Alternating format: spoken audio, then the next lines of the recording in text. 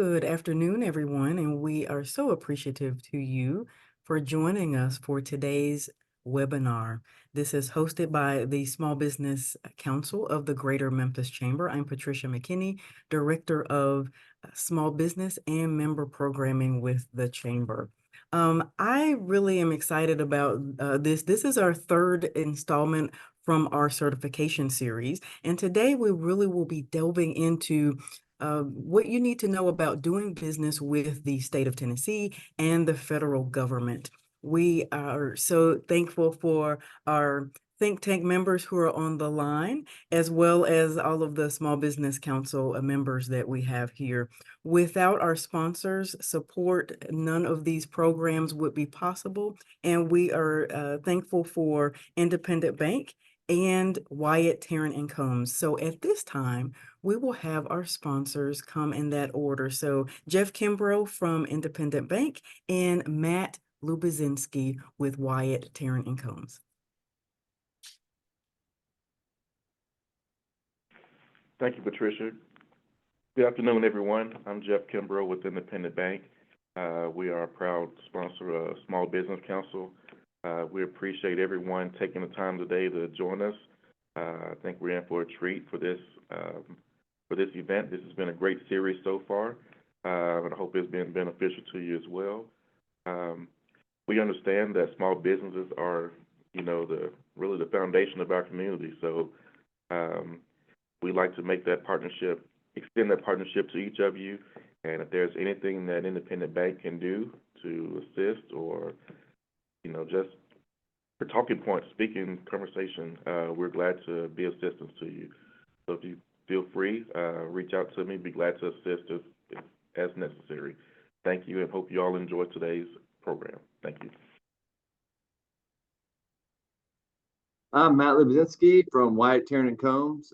We are proud to sponsor the Small Business Council, and just to let you all know that if you run into any legal issues as you embark on these agreements and doing business with state and federal governments, to give us a call. We can help you out and anything you need help with.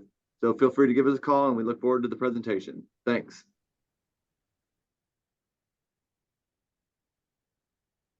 All right, thank you to our sponsors, Independent Bank and Wyatt, Tarrant and Combs.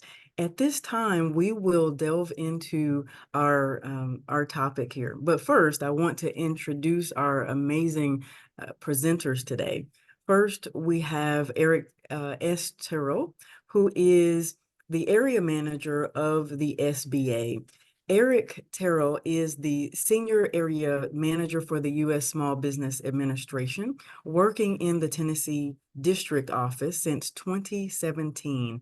Eric began his federal career in 2004, working with the U.S.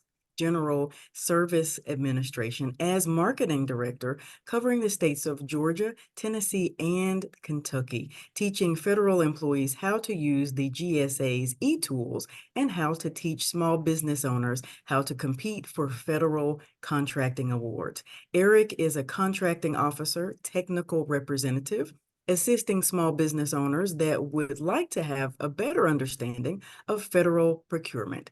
Eric received his bachelor's in psychology from Campbell University and a master's degree in marketing from Troy University. Veronica, with a BBA from the University of Kentucky and a master's in organizational leadership from Tribeca University, embodies a commitment to community and service. Actively engaged in board service and leadership, she assumes various mentorship roles. She currently serves as the West Tennessee Procurement Counselor for the Tennessee APEC Accelerator. Recognized in the 2021 Nashville Business Journal's Top 40 Under 40, Veronica stands as a beacon of leadership, fostering community and propelling business success. So I will toss the baton over to Veronica to kick us off. Thank you for that, Patricia, and thank you all for having me.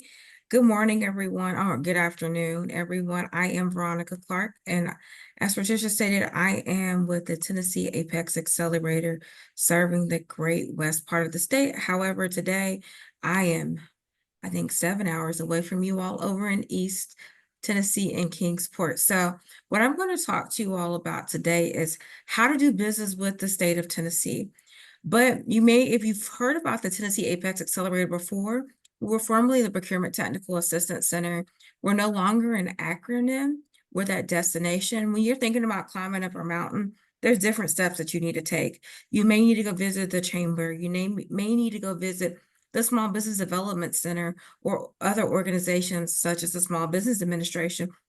But it's when you get to that apex, we've helped you get to all those checkpoints. We're your final destination when it comes to doing business with the government. So our funding partner is the University of Tennessee Center for Industrial Service, and we're through a cooperative agreement with the Department of Defense. We are able to provide our services at no charge. This is our Small but Mighty Apex Accelerator team. I always like to show this slide because if it does take me a second to get back to you, it's not that I don't want you to succeed. I just have about 30 counties in my area. So there's about 3 of us that serve the whole entire state as full-time counselors. This is the rest of our team. The only person I will highlight is our program manager, who's Paul Middlebrooks, who's the visionary for our team. And then you may get emails from time to time from our senior procurement specialist called Weatherspoon. So if you're one of our Apex clients over in West Tennessee, those are some individuals that you may get emails from.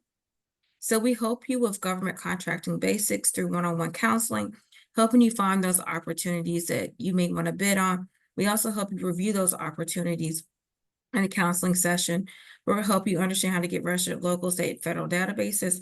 I'm only going to talk about the state part of that today. We'll help you with your marketing strategy.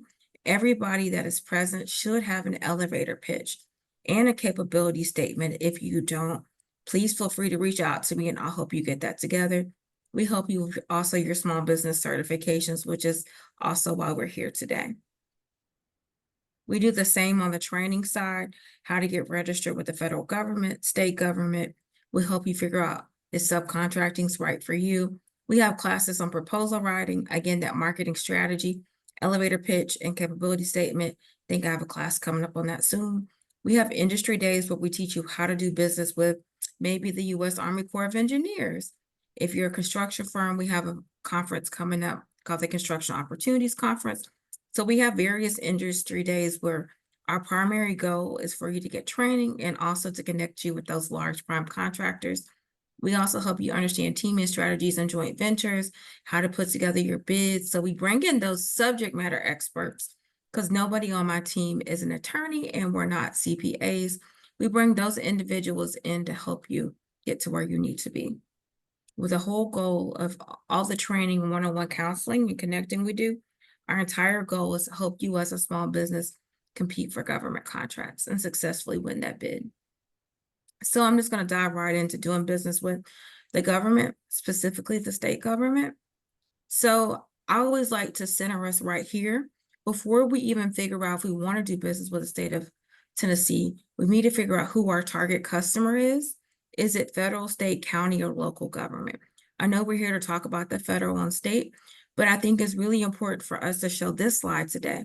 So put it in the chat for me. Who's your target customer, federal or state, county, or local government? I'm going somewhere with this question. If you can put that in the chat for me.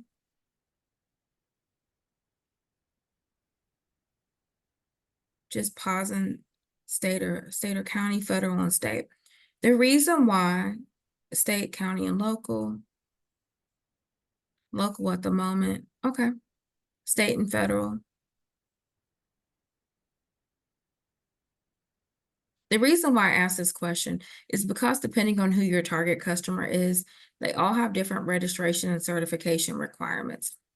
And you all may already know this. If you're doing business with the federal government, you have to be registered in SAM. That's before you can get any certification. Eric will talk a little bit more about that later. When you're doing business with the state of Tennessee, or you want to do business with the state government, you have to register with every individual state that you want to do business with. There's no one-stop shop. You also have to be certified within our state with the Governor's Office of Diversity Business Enterprise.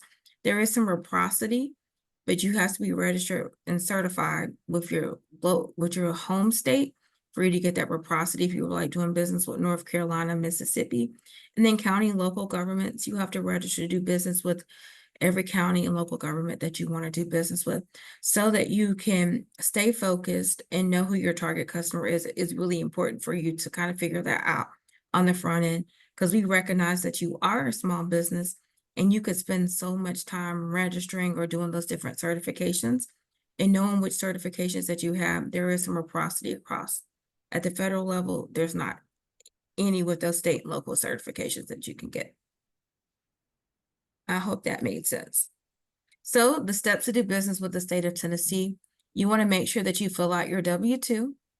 You want to register within the Edison portal and select your commodity codes. I'm going to say, on selecting your commodity codes, make sure that you select the commodity codes that best fit your business. If you don't select the commodity code, you won't find out about those opportunities. You want to mail back your bank account information. You want to do your market research. When I say doing business with, whether it's the state or federal government, your market research is vital, because you want to review their forecasts to see how they're buying your products and services, when they anticipate buying your products and services, and from whom they've historically bought your products and services. You want to prepare for bid and proposal preparation and submittal, and then you want to obtain GoDBE certification. Is this the order I would go in? No, but I will always say that market research is going to be key, because you want to figure out from whom, how often they're buying your products and services. So this is the State of Tennessee portal, and I'm going to drop that in the chat, but I'm actually going to take you all there once I go off my PowerPoint slides. This is where you're going to go register as a vendor with the state of Tennessee. Hopefully at this time you've already done that. I will say one of the most trickiest things to do about getting registered with the state of Tennessee is that W-9 form. I will say that a couple times. It's very hard to fill out the W-9 form. I think we've done it with one client like 5 or 6 times before we actually got it approved. You also want to do your market research, those procurement forecasts. One thing I love about the state of Tennessee is they provide their procurement forecast. And I'm going to take you all there to see how you can navigate that. They do have a PDF form of it, but I do like to look at the map, because it shows you their procurement forecast, which starts July 1st to June 30th of 2025, of how much they anticipate spending. This is not something that they update. So it's just whatever they had by the time it was published July 1st. But it also gives you the contracting officer's contact information. And I'm going to take us there too. And then the acquisition website, this is where you're going to go to look for the invitations for bids and the request for proposals as well. And then your certification would go GoDBE. And then before we go into that, I do want to take us online to the Edison portal. This is the website that you're going to go to register. Yes, she stated the W-9 was hard for them, and it was for me. You just gave up. Please don't give up. Just remember this. This is a tip. That's a great what you put in the chat. Just remember on your W-9, if you're a single member LLC, that your EIN is in your business name, not in your name. So typically on the W-9 form, you wind up putting your name and your social security number. That is what we have learned from the W-9 process. So if you want help with your W-9, somebody from my team, including myself, we're happy to help you. But here's where you're going to go register. I'm not going to do a deep dive in this at all, but I just want you all to have the link to where you can go register on the Edison portal.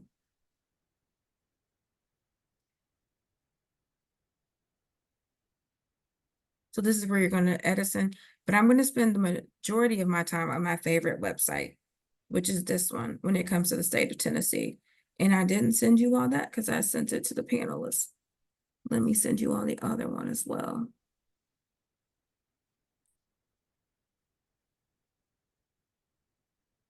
So this is where I spend a lot of time when I'm working with businesses that want to do business with the state of Tennessee.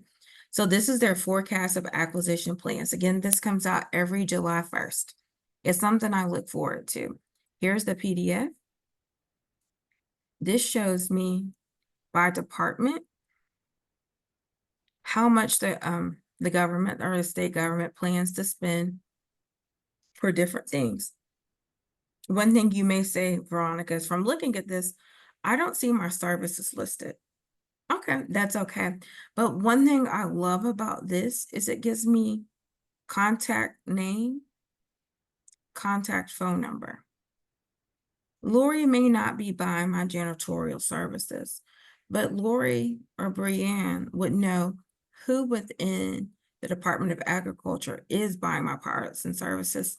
So this is a way that you can kind of reverse engineer to see who's buying your products and services within each agency and start to build those relationships to see if they have anything coming down the pipeline.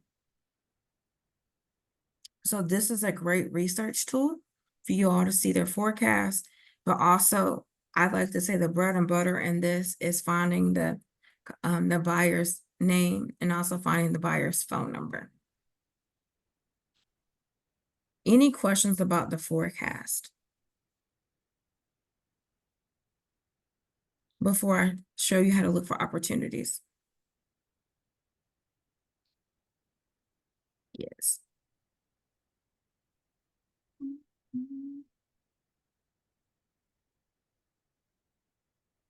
Just to make it bigger for you all. And I know this is probably just a little bit tiny on the PDF side, but I did put the link to the chat in the chat for you all to be able to see the forecast. But this right here is where you can go to look for those opportunities for the forecast, because market research is going to be very important to help you build those relationships.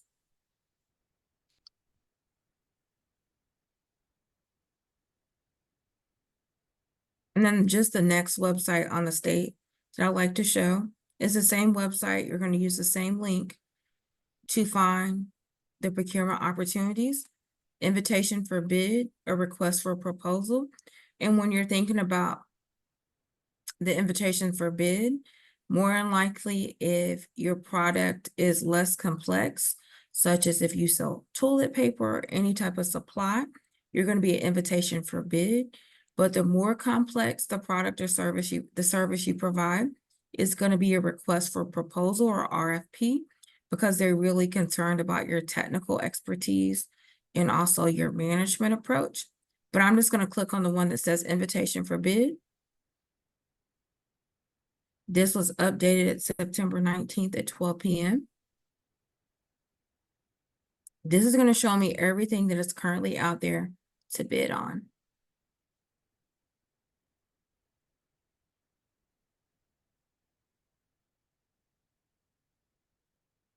There's a trucking opportunity.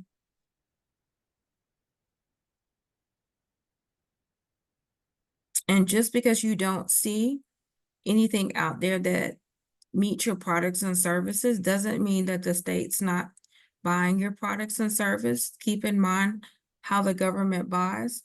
Anything under $10,000, they don't have to put it out for bid. They can use their purchasing card to purchase it at the state level. Anything over $10,000, they have to do a justification of why they didn't put it out for bid if you're the only technical source that's available. So looking at that from that standpoint as well.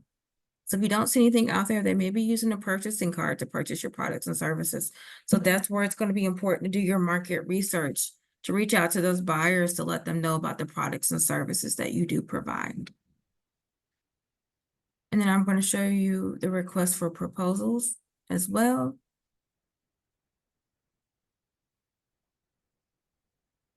This is where you're going to go for requests for proposals.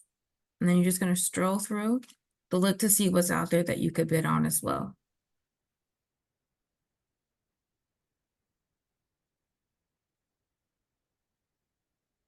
Any questions about any of that?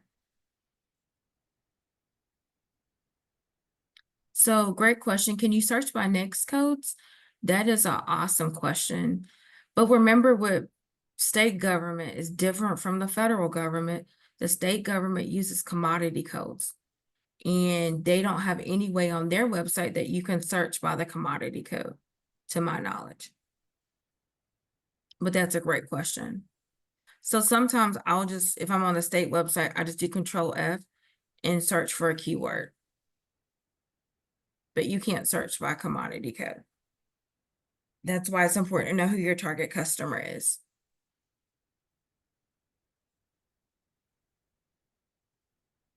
What other questions do you all have about this piece?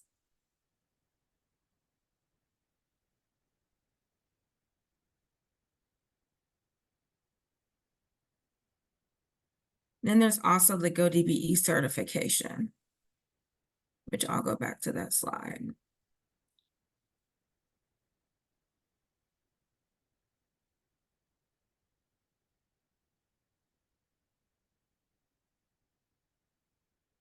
This is going to be the link to where you all go to get certified with the state of Tennessee. It's Governor's Office of Diversity Business Enterprise. They are a great asset and partner of the Tennessee Apex Accelerator.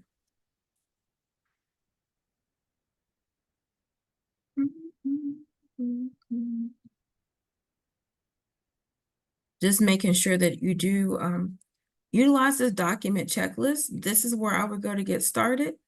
So I will say this about both certifications, whether it's federal, state, or local, making sure that you have all the documents that they require, and that if you don't, you write a letter of explanation of why you don't have it. So when it comes to like an LLC for the state, you've got to have 2 forms of identification. You want to make sure that you have your articles of incorporation, organization, and making sure that you have any amendments and it has the original seal, your certificate of existence, your corporate resolution for all bank accounts or bank signature cards, your minutes of your last 2 board meetings, operating agreement, and your most recent tax return. So just making sure that you already have all this information. So when they're doing their audit of your certification request or your application, they don't have to keep coming back to you or deny your application because you didn't send something. Again, this is something on the Apex side that we're happy to walk you through the entire process. I have a template for board meeting minutes. I almost have a template we have a template that we can give you on operating agreements, even though we're not attorneys. The biggest thing is when you think about getting certified is making sure that you have your back office documents readily available, because that's the one thing that can slow you down. And making sure on the operating agreement, not an attorney though, that says anything that says majority shares or the member with the most shares, because what we're making sure of is that member with the socioeconomic status cannot be outvoted. So any unanimous votes won't typically pass on operating agreements. But again, we're happy to work with you one-on-one on reading those documents to make sure that they pass. I will say this about GoDBE. You're supposed to be in business for 2 years. However, I do know that they will use the experience that you have to help count towards that 2 years. So if I said that I was a business counselor, I could use my 7 years of Apex experience on my certification. Any other questions? Everyone has to sign up in Edison before contacting the office at GoDBE. Yes, that's correct. You have to be in the Edison portal before you can get GoDBE certified. So I have a question. Is the DBE for TDOT the same as the state's DBE? No, the D for TDOT means disadvantaged business enterprise, and the D with the state of Tennessee is diverse business enterprise. So those Ds mean something different. And then there is some reciprocity for GoDBE certifications that they accept. And I think they have those on their website. And I will look for that in just a second for you all to see who they accept. Any other questions?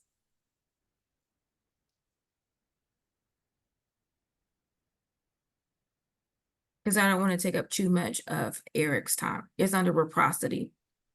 These are the only certifications that they accept. The U.S. Small Business 8A program, Minority Purchasing Councils and Airport Authorities, State of Department of Transportation. So this is who they accept for their reciprocity.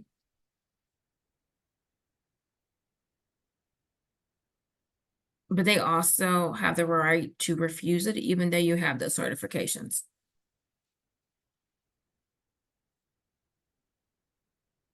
What does the state recognize as diverse? That's a great question.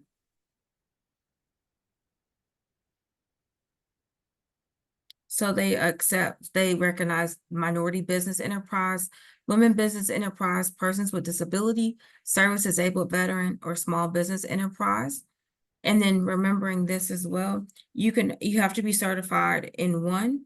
So like when you think about at the federal level, you could be woman-owned, minority-owned, and service disabled. With the state, you have to select which one that you want to be certified as, and then you stay certified as woman-owned or minority-owned for the next 3 years.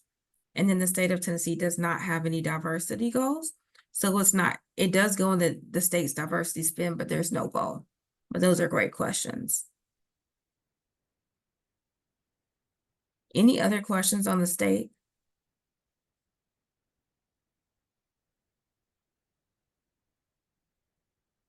And it's important, again, on the certification side, to remember who your target customer is. I will say this, on the Apex side, we primarily work with federal government. However, we're versed in state and local certifications, but their names may mean something different. Woman business enterprise may mean something different with the state of Tennessee than what it means with like the city of Memphis. So keep that in mind as well as you're going through the process. And I have one more slide before I turn it over to Eric. So these are the different types of certification programs that are out there. Again, remembering who your target customer is, federal government, and Eric's going to dive into those. You can self-certify on sam.gov as a minority business enterprise. That's the only thing you can self-certify as. And I'm not going to give the definitions because I'm going to leave that to Eric. You can go through the Small Business Administration to get certified as a woman-owned small business, or economically disadvantaged woman-owned small business, 8A business, HUBZone business, service disabled veteran-owned small business, or veteran-owned small business. At the state and local government level, we only focused on the state level. You can do the Governor's Office Diversity Business Enterprise, where that D does mean diversity, or to the Tennessee Department of Transportation, which also Metro Nashville Davidson County Airport certifies, and also Memphis International Airport certifies you as a disadvantaged enterprise. And then also major corporations, third-party registrations, and they have a fee compared to the other registrations that I just mentioned. I always like to tell people that you do not have to pay anybody to get certified. These are documents that you're going to have to provide the person that you're paying. And then I know on the Apex side, we're more than happy to walk you through the process of helping you get certified at any level. And I'd like to turn it over to Eric. Thank you, Veronica. Good afternoon, everyone. My name is Eric Terrell. I'm the Senior Area Manager for the SBA, the Tennessee District Office. How's everybody doing this afternoon? Well, I guess my job is done. Can everybody hear me? Good, thank you. I do have several presentations, but I will not present any today. I like to talk freely about SBA certifications. And I'll start with the woman-owned certifications. Well, let me back up. More and more agencies are starting to talk more about federal contracting to small business owners. Years past, when I first started, a lot of federal agencies didn't even mention that to small business owners. They told them to talk to the SBA and get certifications, and then after that, make up 99.9% of all businesses in the United States and employ nearly stop. contributing 43%. I apologize for that. So what typically happens is I will get a small business owner that will come into my office and say, Mr. Terrell, I'd like to do business with the federal government. And of course, I would ask, is it your business? Is your dad, your mom? Whose business is it? And they'll typically say, well, it's my business. And one of the questions I ask, are you a veteran, service disabled vet? How long have you been in business? Are you in a HUBZone?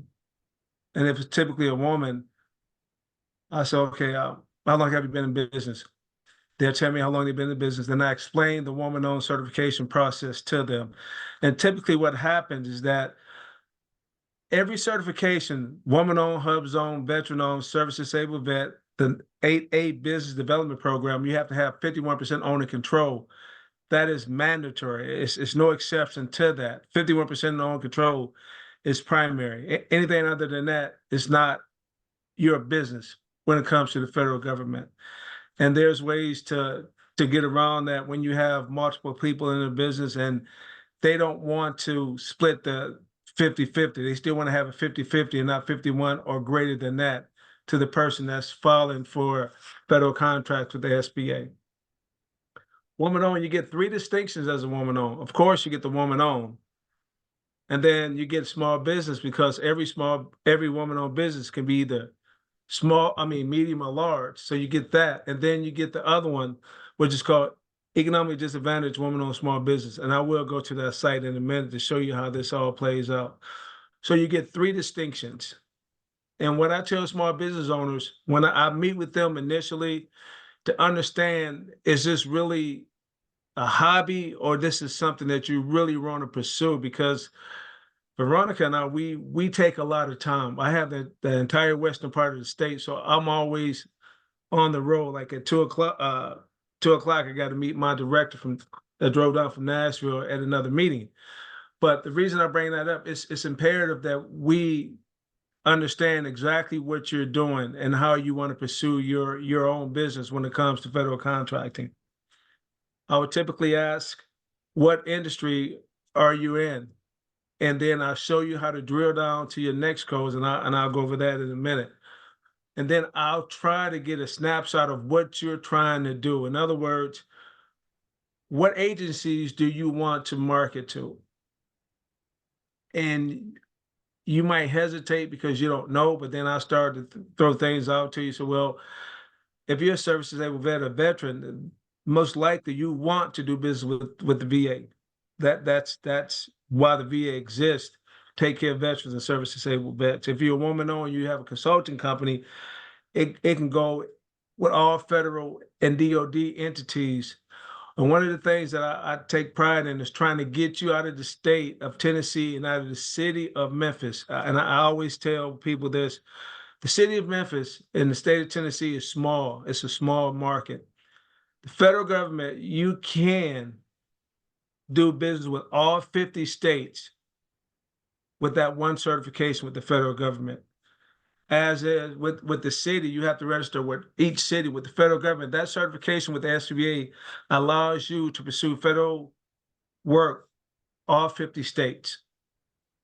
That being said, every small business, and I have to tell small business owners and be frank with them, don't rate to have a federal contract. You know, it's an IDIQ, indefinite delivery, indefinite quantity contract. It's the holy grail that everybody wants, but everybody don't need that. They don't need it. And my job is to tell them, you don't need it.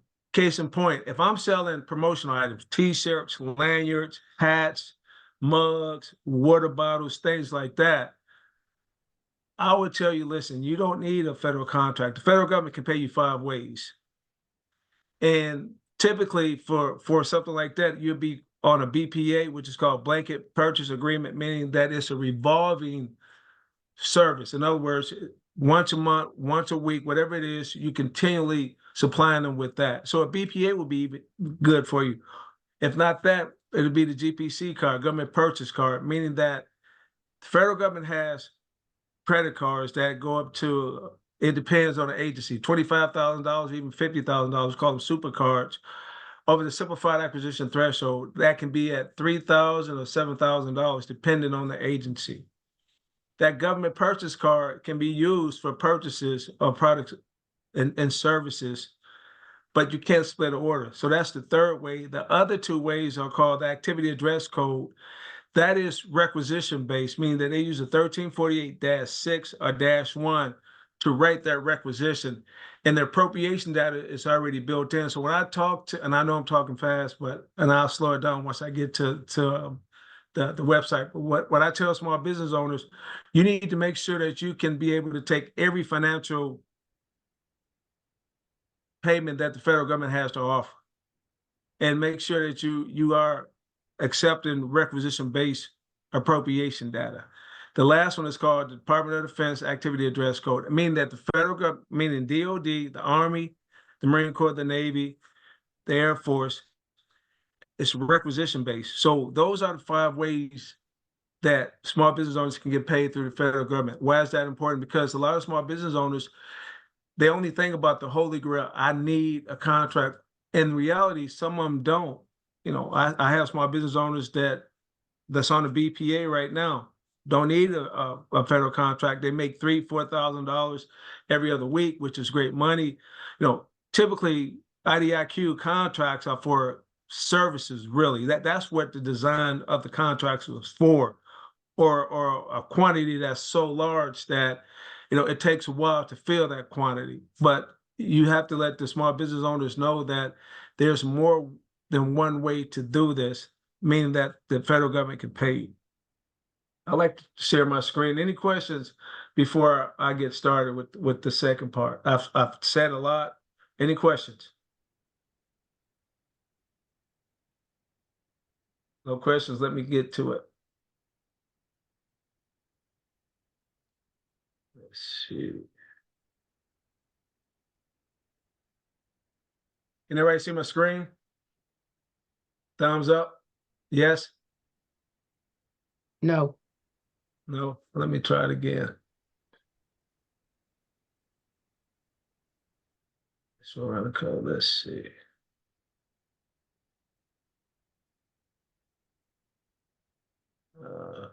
Oh, I can't see my screen. Share. Let's see. Okay. No. Yes. Now we Right. can. Yeah, thank you. Man, I get a small business owner. I always ask them to go to SBA.gov. And the reason why I want them to read over the certification that they want. So when they go to it, they go to federal contracting, click on, and I'm gonna start with HubZone because Gwen and I talked about this earlier. Click on HubZone. And it breaks down exactly what the HubZone is. But in a nutshell, HubZone stands for Historically Underutilized Business Zone. For an example, if you had a business in a strip mall, federal government, you'll never get any federal foot traffic, never, because we don't know you exist and you're in a distressed area, or in a rural area. The federal government said, do not move, but stay there, stay in that area. And if you qualify for this HubZone, that's another certification. The qualifications, you have to be 51% owner control of that company, and you have to be 35% of employees must live and work in the HubZone. And what typically happens is that a small business owner, they start to make revenue, they start to make money, start making a profit. They would keep their business in the HubZone, but they're hiring their employees outside of the HubZone. Then they move out of the HubZone. The order states that 35% of employees must live and work in that HubZone.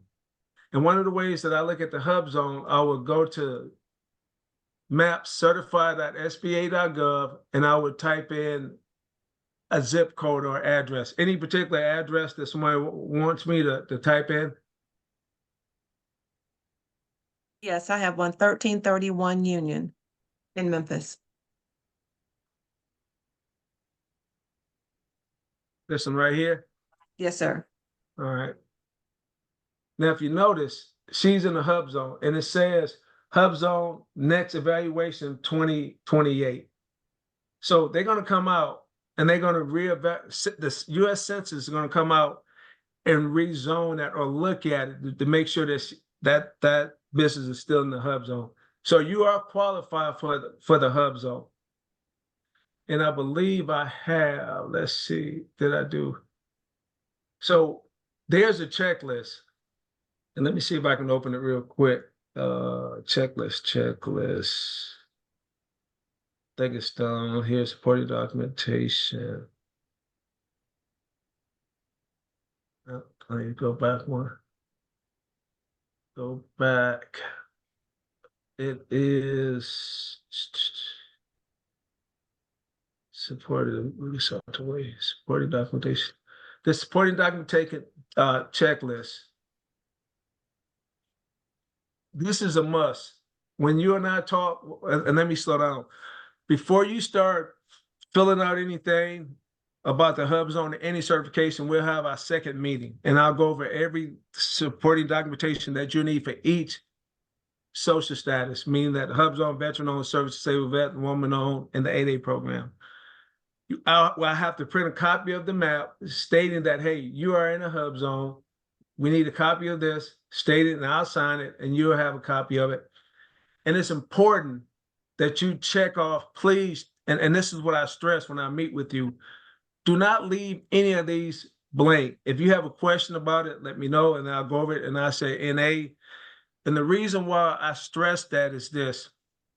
I help so many small business owners with the 8A business development program, making sure that their documents are correct. But a lot of them don't get back with me. And what happens, they submit that. And when you submit it to headquarters, I can't see it, I can't retrieve it, I can't do anything.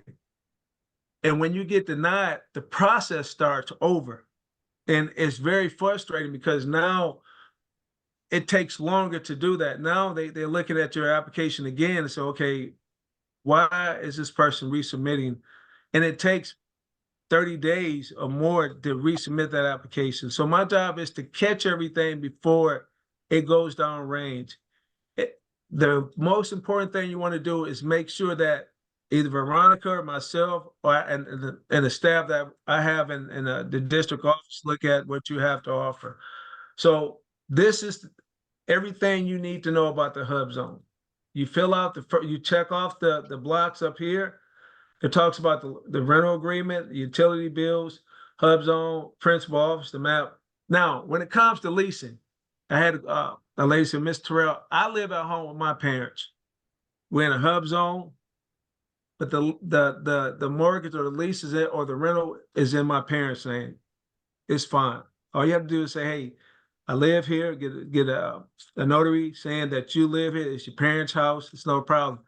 Now, what if you have an office in the hub zone and you're not the leaser? Perfectly fine.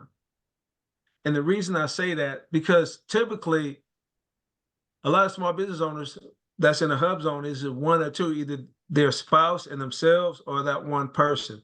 But if you have a staff of 7 or 8, 35% of those employees must live and work in a hub zone. Please. And the reason why I'm stressing this is they verify that the ID that you provide a copy of to make sure. And if there's any discrepancies and they think that the small business owner is trying to get over it, they will shut the business down. So they can't submit application, period. So my job is to make sure that that doesn't happen. I've had in the past, a company had 30 employees and they said that they had 27 live in the hub zone. When they came to find out, they only had 3 in the hub zone. And it looks bad on the district office because we try to make sure that they follow the guidelines. And then I had people say they was in a hub zone. I do a hub zone visit. They down there in 501, they're in the clock tower, which is not a hub zone. Any questions before I move on? We got about 2 minutes, Eric, before we open it up for questions, if you don't mind. What? Well, anyway, Well, I'm giving this presentation next Thursday at the Benjamin Hook Library from 6 to 7:30, and I'll go more in detail. But anyway, I don't have a lot of time, but any questions, the floor is open.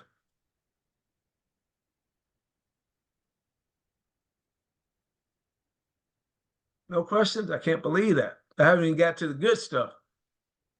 Why don't you go a couple more minutes with the good stuff, and then we'll pop in about 3 minutes. Outstanding. Thank you very much. So I'm done with the hub zone. Any questions about the hub zone? The lady that gave me the address. You are in the hub zone, and I know Patricia will give you my contact information, and we'll set up a meeting next week. This is what I'm glad you gave me these 3 minutes. This is what I want to stress. The federal agencies do not start until October. So we got another couple of days to get your certification in the system. I know that the portal hasn't opened up, but by next week it will be. So my goal is to get you ready the first quarter of the new fiscal year. But I need your help to do that. Any other questions? Because there's no way I can get to the other ones in 3 minutes. Okay, I've got a couple of questions. Yes, ma'am. This is Dottie Summerfield Justy, and Gwendolyn and I are going to kind of tag team here on questions. Hey, Veronica, can you open up also? Because I think I've got a question.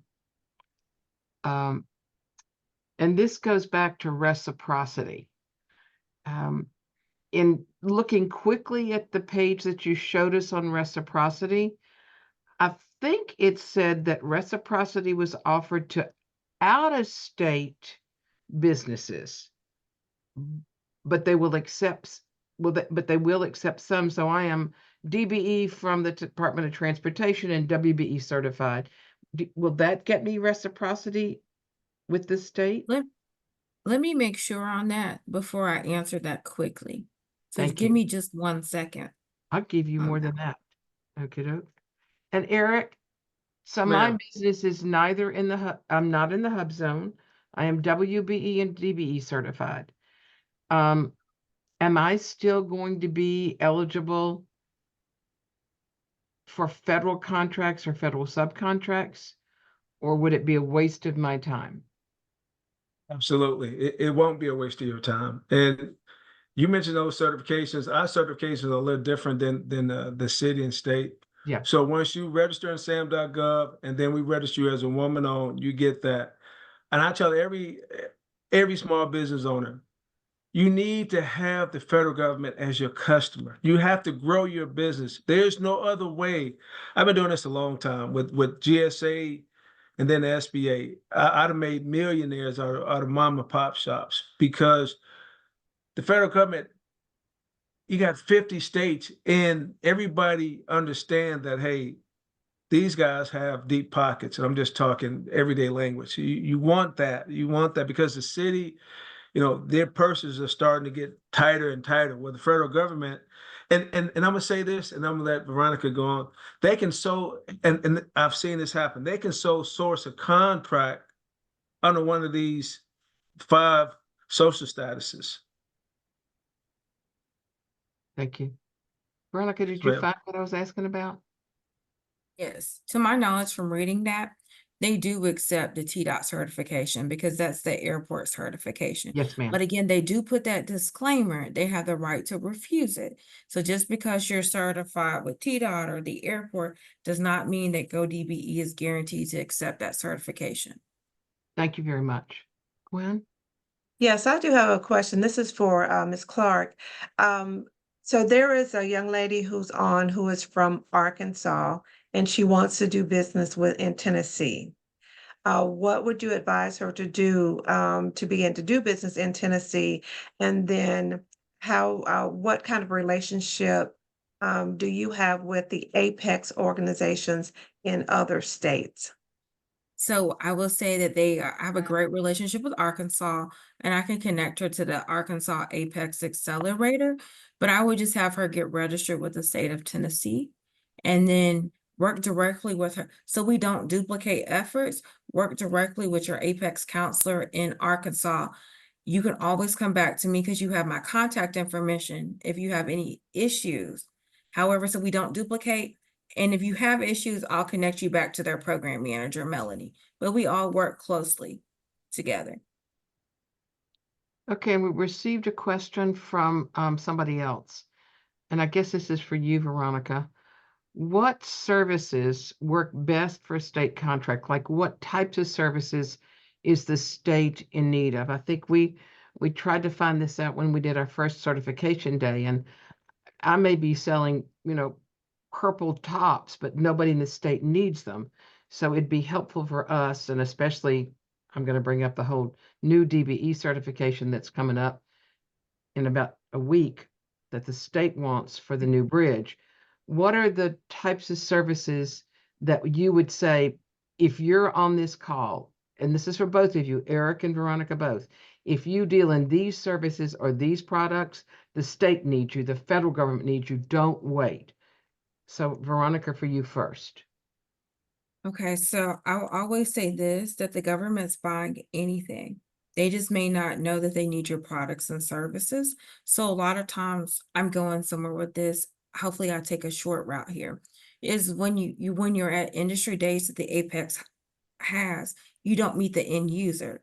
So a lot of times you're meeting contracting officers. So thinking about, you just got to be able to differentiate yourself on why I need your product or service. So we're buying, construction's big, but janitorial's big too. But you can't just market yourself as a janitorial firm. You've got to be facilities maintenance.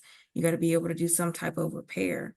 They're buying administrative management consulting services. So I will say the government's buying everything, but you've got to be able to differentiate yourself between, if me and Eric have the same business, you got to tell me why would you use your business versus the next one.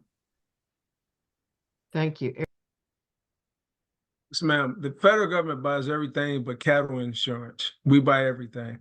And one of the things that I do is I sit down with that small business owner and I always ask, what agencies do you want to target?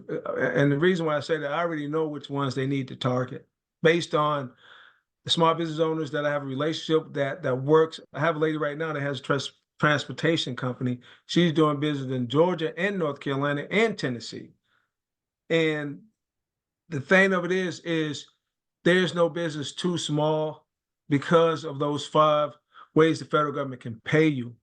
So if somebody's selling T-shirts and stuff like that, to me, I know that's a promotional item. So I know for a fact right now, let me make this real short. The militant, the naval base is the headquarters for the Navy Recruiting Command. You got Navy recruiters all over the country. So it would do them a good interest to meet the contractor people over there and say, hey, I have these blue, purple, or blue and gold sweatshirts that I can make for you. And my job is to set up an informal meeting for that small business owner, because it's hard. You got gatekeepers that will shut a small business owner down.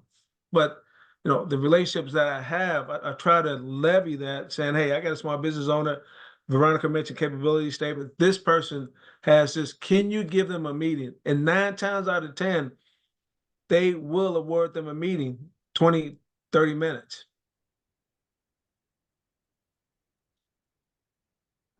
Dottie, thank you both.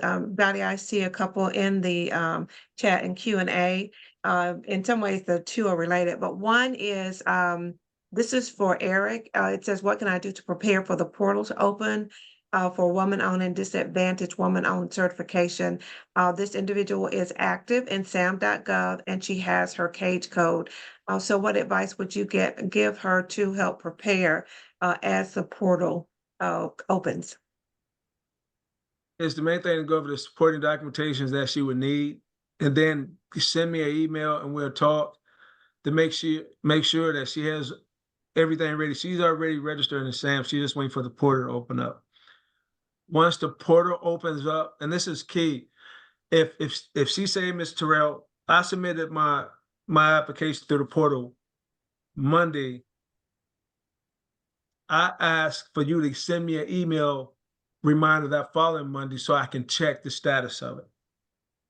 And the reason why I'm saying that, I'm guessing there's going to be so many small business owners trying to flood that portal. And I would personally like to try to get the people out of the city of Memphis, the ones I'm dealing with, out of that portal as quick as I can. If I have to try to make a phone call and say, hey, this person submit this, their woman-owned status, can you help us out? But once the portal goes up, submit it right away. Don't wait.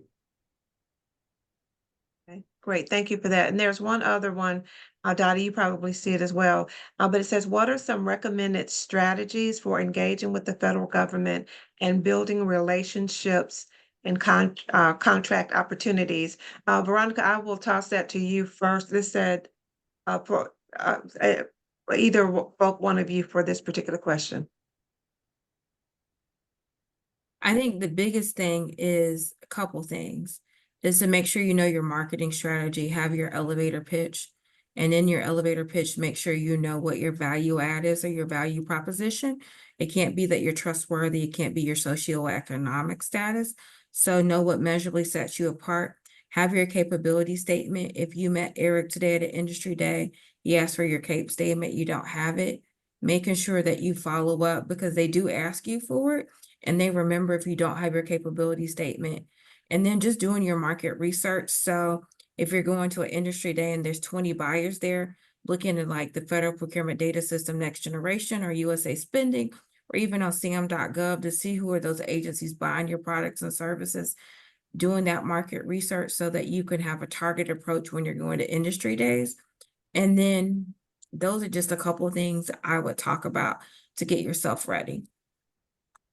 Thank you. Someone asked about the TDOT meeting, and I'm going to share my screen briefly. And also in the chat, put a link to registration. And Veronica and Eric, I don't know if this is important to you, but it probably should be. At the Tennessee Department of Transportation is trying to recruit new disadvantaged business enterprises, especially in the light. Can you see my screen? Yes. With the construction of or reconstruction of the new bridge across the river. So there'll be a recruitment event at the main library this coming Monday, the 23rd. And I believe it starts at the grand old time of 5:30. 30, good deal. I think it's at 5:30 at Benjamin Hook. So if you are in the construction or support to the construction industry and are considering getting your disadvantaged business enterprise certification, come to this event. And there was one more question, and I don't quite understand it. Someone said they can't get past the W-9 portion. Is that just the W-9 that we fill out when they give to a client that's got your tax ID information on it? That's what the state of Tennessee. That's something that I can help them with. I Okay. actually have an example W-9 of what you might do to get it approved. And you notice I said the word might.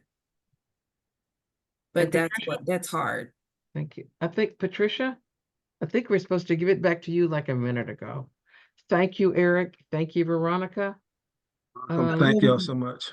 Yes, Thank you. Dottie. So I was just trying to see, there was one more question regarding the blanket purchase agreement.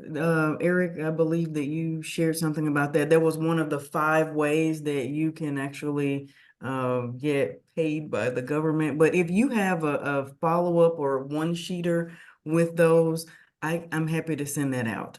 And could Eric and Veronica put their contact information for us, please, in the chat? That would be very helpful for everybody. Thank you both. Thank you, Gwen. As always, fun to do this with you.